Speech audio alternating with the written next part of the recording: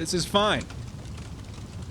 Stay frosty and check out redzonecoins.com for the cheapest, fastest coins on the market. Use code DIRECTOR at checkout for 15% off. Yo, order brothers, what's up? It's the Director. Chargers fans, how you guys doing?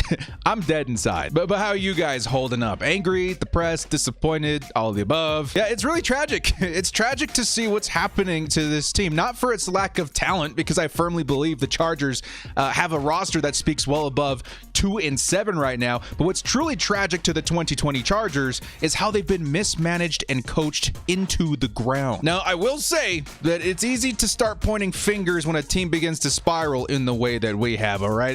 It's not easy to be an NFL coach, far from it. And no, I myself don't think I could do a better job. Sometimes I think I could, as I'm sure a lot of people feel, but in the end, we're just not part of that world. It takes a specialist. Now, that being said, yes, it's not our job to coach this team. It's not my job to coach the Chargers. That falls on the shoulders of Anthony Lynn and company. It is their job to understand, utilize, and execute this team's potential, and as of right now, doing an exceptionally bad job at it. Again, it's easy to point fingers, something that I wouldn't normally encourage, but at this point, under these circumstances, it's less about pointing fingers and it's more about trying to identify the problem, because we have got to fix this before next year. This team has too much talent to be 2-7 right now, period. And I do say next year because I do feel like that we have passed the point of no return as of week 10. I would love to say, you know what?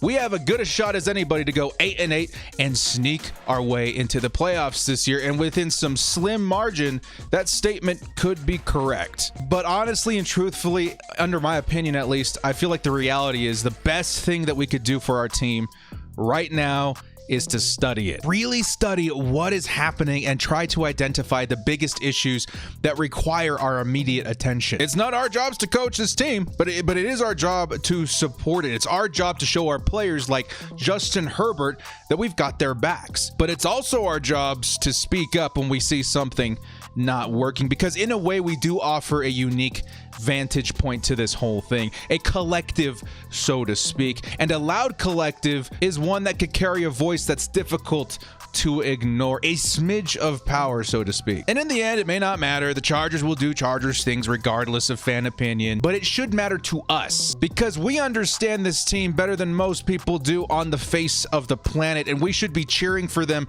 to start steering the ship in the right direction. And right now, that direction's starting to look like the cleaning of house at the level of front office for the Chargers. I hate to see it, but this team has been managed into the ground. Now, in terms of good sportsmanship, before I do get into the breakdown of this game, I did want to say good game to our opponent, the Miami Dolphins.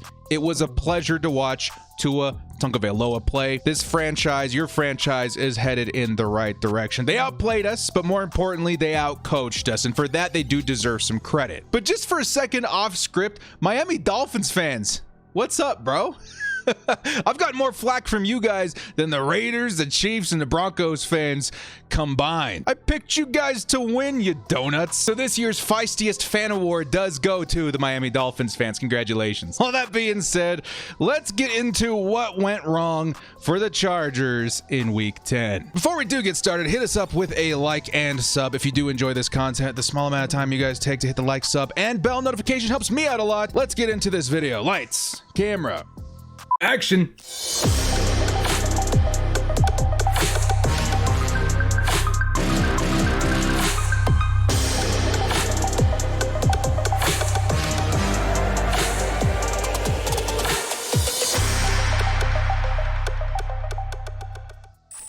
The Chargers will return home with their heads hung low as we fall to a record of 2-7. And yes, it is a shame. It's a shame on so many levels for the Bolts. But first off, I just kind of wanted to jive with you guys on what I saw this game. I actually came in with pretty low expectations in comparison to most weeks. I knew the Dolphins defense would be difficult to deal with, but even then I was left disappointed with how badly everything went down. First off, the elephant in the room. Special teams. Why are you playing so special? Our special special teams unit played one of the worst games I have ever seen as a Chargers fan. Wow, this unit is bad. And it's kind of been bad for weeks, but this week it was exceptionally bad. It all started with the blocked punt in the first quarter. Oh man.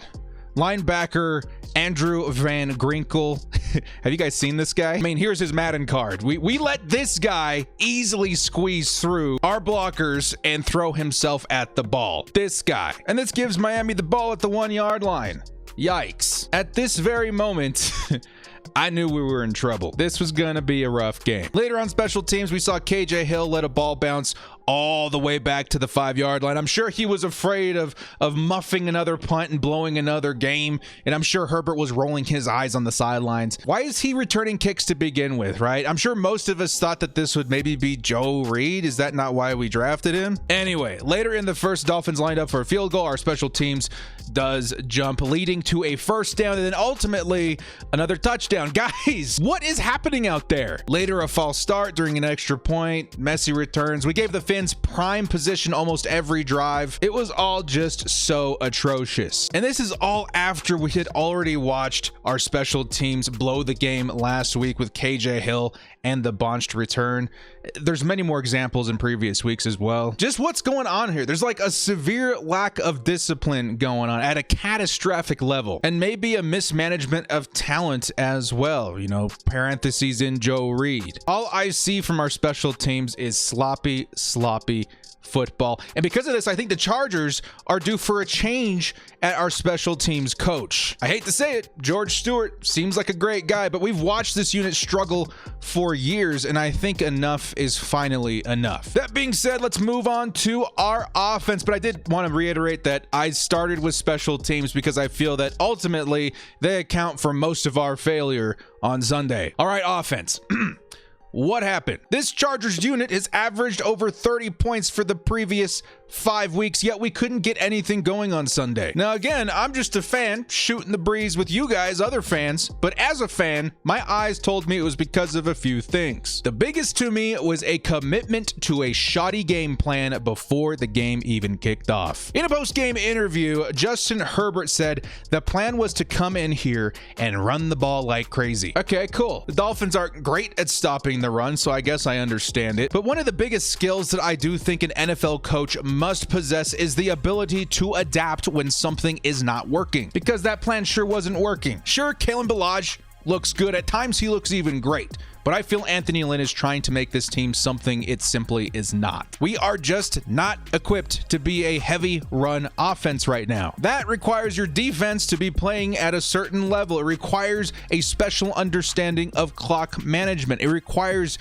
exceptional play from your offensive line. I don't think we have any of that right now. And to me, this plan was just flawed from the start. What we've seen actually work for our offense in the last 7 weeks has been more of a balanced offense, maybe leaning towards the passing attack led by Justin Herbert. When Lynn and Steichen decided, hey, this is going to be Ballage's game, they pretty much turned their backs on their best players. They turned their back on Justin Herbert, the best rookie quarterback that we've ever seen. They turned their back on Keenan Allen, a top 5 receiver. Turned their back on Mike Williams, Henry, all those guys to an extent. All in favor for a running back that we signed off our practice squad. I just don't like it, man. I don't like that one bit. As a matter of fact, let's take a look at the box score here. Let's break down what we saw. All right, Justin Herbert. He had his first average day, 187 yards, 2 touchdowns. When you add in that he had a rushing score as well, some could argue that maybe he had a better day than Tua Tagovailoa as well. But that's not really the point here. The point is we go down here and we take a look at our run stats. We ran the ball 29 times in a game where we trailed the entire time. Why? The player with the most touches was again a player that we signed off of our practice squad. Now I get it. Lynn is a running backs coach. He wants to establish the run game, and I'm sure seeing a 6'2" power back had to make him excited. And it should, but only if you use him in the right way and in the right situations. Look what we sacrificed in order to give Ballage a decent game. Keenan Allen, 3 receptions for 39 yards and a score. 3 receptions. This is just not the right way to use a top 5 receiver in the league. Period. especially in a game where you're trailing the entire time. Now, I'll admit, Justin Herbert had a few bad throws, but we saw way more bad runs than throws, and those put Herbert in a terrible position over and over again. And in combination with terrible special teams play, he almost never stood a chance. Mike Williams, 2 receptions. Hunter Henry, 4. Guyton, 4. Parham, 1. Neighbors, 1. And who led the Los Angeles Chargers in receptions this week? Yes, there he is again, Kalen Ballage. Now, I don't want anybody to get the wrong impression here. I think Ballage is a good player. More specifically, I think he's a great backup. But he is not Austin Eckler. And if the plan was to come in here and run like crazy behind Eckler, I would have understood that a lot more. Eckler's a playmaker. He's a difference maker. Ballage is good, but he's not the kind of player that you build your entire offensive scheme around. You simply sacrificed too much to establish the run this week, and it cost you. And this got me thinking, if Lynn really wants a power back scheme, he should have signed Leonard Fournette this offseason, or someone that utilizes that kind of specialty running. But even then, we are just not that kind of team right now. Even teams like the Titans fully understand this. And they've got Derrick Henry, who is highly regarded as one of the best backs in the league right now, and certainly the best power back in the league right now. The fact is, he's just used the right way in Tennessee. Even though they have one of the best power backs in the league, the plan isn't always just to run it on first down with Henry. That wouldn't even stand a chance, because as good as Henry is, that is still just too predictable. Instead, we see the Titans mix it up every game, and then they throw Henry at their opponent when they're their most vulnerable. It's a strategic execution that shows me they know exactly how to utilize Derrick Henry. Even though they could say, hey, we've got the best power back in football, they're disciplined enough to be creative with him. They say, oh, we have other playmakers to utilize behind Tannehill. It can't just be Henry. It's way too predictable. We need to adopt this mentality. We can't be so stubborn to try and be something that we're simply not, especially when it's clearly not working. It just seems like the ultimate mismanagement here. Keenan should never have less than 3 receptions. Herbert should have the opportunity to run more play action on second and short. Williams should get more opportunities to stretch the field. Henry should be available down the middle more. All of this creativity adds up to a less predictable offense. And you know what? It actually helps your run game in the end. I'm just simply appalled by how mismanaged this team is right now,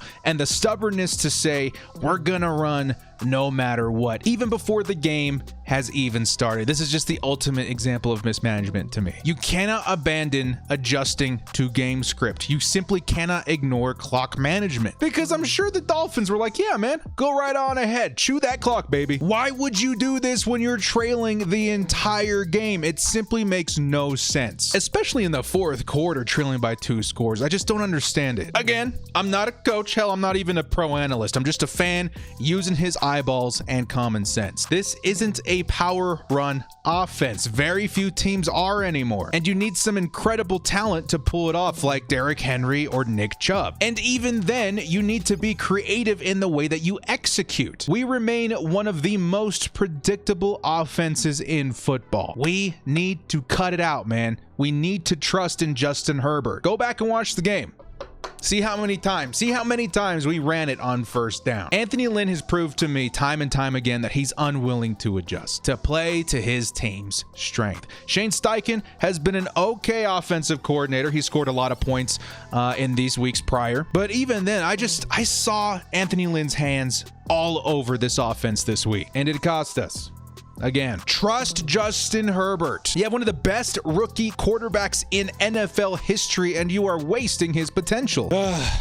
Finally, I need to cover our defense a little bit. We looked bad. Again, not as bad as we've seen in the past, but still pretty bad. But again, I do need to reiterate, our special teams unit was so bad that it didn't do our defense any favors in regard to field position. So in those regards, they held up all right. But still, I saw a lot of sloppy football. Absolutely no pass rush. Bye-bye, see you later, it's gone. Joey Bosa was once again out, and Gus once again elected not to use his best suited replacement in Uchenna Nwosu, who only saw 19% of snaps. Why? Kenneth Murray was thrown out there again as a coverage linebacker. Again, Why? He ended up dropping a pretty much guaranteed pick. Okay, sure, you gotta do better than that. But again, he is not a coverage linebacker. He only played 52% of snaps, and most of those were in coverage. Blitz him for the love of God. Spy him, shoot the gap, do something that plays to his strengths. If you really wanted a coverage linebacker, you should have drafted Patrick Queen. He is not Patrick Queen. He's great in other areas, but you still play him like he's Patrick Queen. Stop. And speaking of drop picks, we saw two more. One in the end zone by Hayward and Nasir Adderley, and the other one an easy pick dropped by Denzel Perryman. I think the other biggest area that we have to address is obviously our tackling. Yikes. I have no idea what's going on, man. What is going on at practice? Like, tackling should be our #1 priority at practice from now on, period. Because for weeks, we have proven to be one of the worst tackling defenses in the league. And at one point, Jerry Tillery actually had what looked like a guaranteed sack. But Tua slipped through his grip, and that resulted in the Dolphins staying in field position for a field goal. All of it, all in all, just very sloppy, ugly, and ultimately mismanaged football. What a shame. What a shame that this team is just so talented. It's an extremely talented football team. Lynn was handed the talents of Justin Herbert, Keenan Allen, Hunter Henry, Mike Williams, Austin Eckler, Casey Hayward, Joey Bosa, Melvin Ingram, Linval Joseph, Chris Harris Jr., and he has squandered it. Sure, injuries do play a pretty big factor as well, all right? I get that. But this team had some seriously good depth, on defense especially, and I just feel like the blame falls on the coaches at this point. Again, I'm not looking to point fingers. Blaming someone won't make me feel better. What will make me feel better is finding the problem. And we got a lot of them. From holes in the roster to injury to coaching, we have problems. But to me, it's not simply enough to just say we have problems anymore. It's time to take some action. I like Anthony Lynn. I do, but I just don't think that he's the guy to lead the Chargers. He's done great things for the Chargers run game, I'll definitely admit that, but we don't need that right now. We need a guy that's going to fix our defense. We need a guy that knows how to use our offense. And for that, I think it's time that we let him go. Let him and Bradley walk. Enough is enough. We need to use the rest of our games intelligently this year, because we may not be in contention for the playoffs, or our chances are just way too slim, but we do have an opportunity to see what this team looks like under new management. I've liked Shane Steichen, our offensive coordinator, this year. He's helped put up a lot of points, and maybe he even gets better by next year. I remind you that we found him by firing our old offensive coordinator in Weisenhunt during the season last year. Steichen stepped in, we found something new that kind of worked, and it's because we took action in the middle of the season. So I think it's time that we do that again, but this time for our defense. The defense is very bad. Let go of Gus. It's time. Let somebody else step up. Similarly, I think Anthony Lynn doesn't understand what he has in Justin Herbert. Let somebody else like Pep Hamilton step into that role for the rest of the year as an interim head coach. And for those of you who don't know, Pep Hamilton is our quarterbacks coach, and he's done a pretty damn good job. He also helped coach Andrew Luck in Indianapolis back in the day. This guy understands quarterbacks, and I would love to see him be our interim head coach. The worst thing that could happen is that we stay where we are. We keep losing games. Maybe these guys, Pep Hamilton, whatever, are best suited in the positions that we have them now. But maybe it shows us that we need to look elsewhere, look for somebody else, but also helps us really finely tune and identify where our strengths and weaknesses are. Maybe we go looking for a guy like Bieniemy or Saleh or even Belichick. But what firing Anthony Lynn and Gus Bradley does for us right now is it forces us to move forward rather than sit here and tread water. So that's where I'm at right now.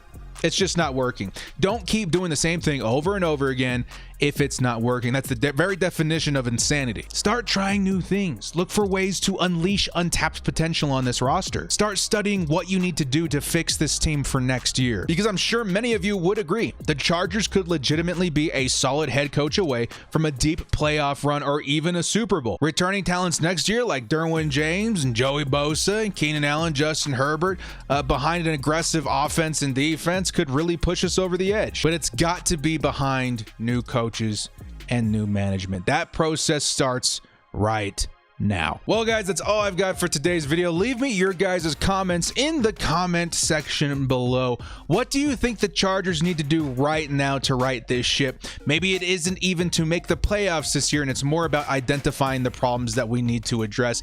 And as far as those problems are concerned, what are the biggest ones that you think we need to be addressing right now in 2020 as the LA Chargers? Well, guys, if you liked this content, hit us up with a like and sub on your way out. Thank you guys so much for joining me. This has been The Director. We'll see you next time, and as always, bolt up and stay frosty.